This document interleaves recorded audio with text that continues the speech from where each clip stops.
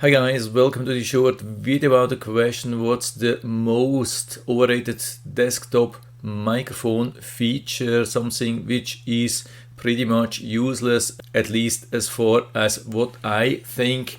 Of course you could have a different opinion on that. I've tested on this channel about 50 microphones at least. Of course not all of them are desktop models, but for sure at least 10 with and 10 without shock mounts, and I have never felt any difference between with the shock mount and without shock mount. But I think it's not only me, because I've been now doing lots of research about microphones in the $100 to $150 price range, because I'm looking for a new microphone. My Fifine is about 4 years old. It's not a bad thing, but I think there are better ones around. So I've been watching many videos, even of large tech channels or even of musician channels, and none of them have mentioned the shock mount as a positive feature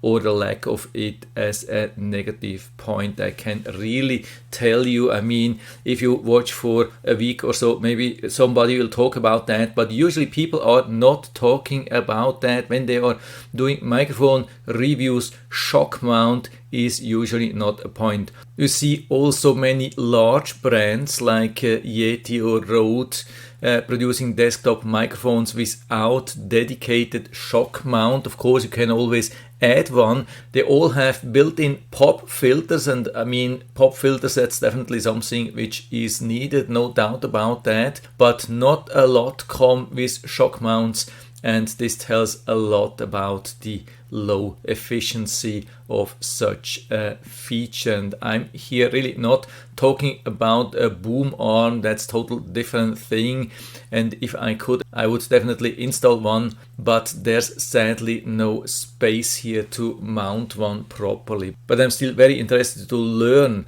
what's your experience. I mean, shock mounts can look very nice, and a lot of really nice new fancy microphones have these beautiful shock mounts, and I'm sure many people buy microphones because of the shock mounts. But really honestly, has anybody really seen a substantial positive effect? I mean, I've just lately made a comparison between the Fifine, which I'm using without the shock mount, and the new one. I mean, it's pretty much a no-name Chinese microphone, but a very fancy one. I would say it's exactly the same quality as the Fifine, but it has all the bells and whistles like the LED light, the shock mount, the mute button, everything what people usually are looking for, but the quality is exactly the same. And I've even made some comparison between them, touching or using the keyboard,